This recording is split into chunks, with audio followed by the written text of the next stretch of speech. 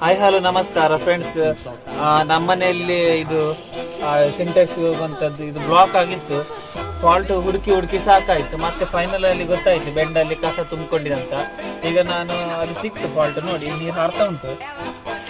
ನಾನು ತೆಗಿತಿದ್ದೀನಿ ಈಗ. ಉಡ್ತಾ ಮೊಬೈಲ್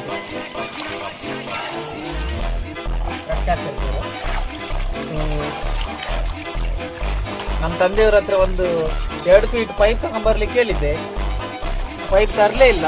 ಈಗ ಹಳತೆ ಪೈಪ್ ಹಾಕ್ತಿದ್ದೀನಿ ಗಾಯ್ಸ್.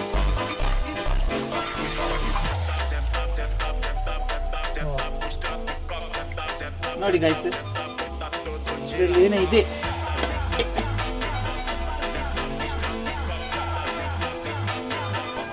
ಏನು ತುಂಬಿಕೊಂಡಿದೆ ಗಾಯ್ಸ್, ನೋಡಿ ಏನು ತುಂಬಿಕೊಂಡಿದೆ.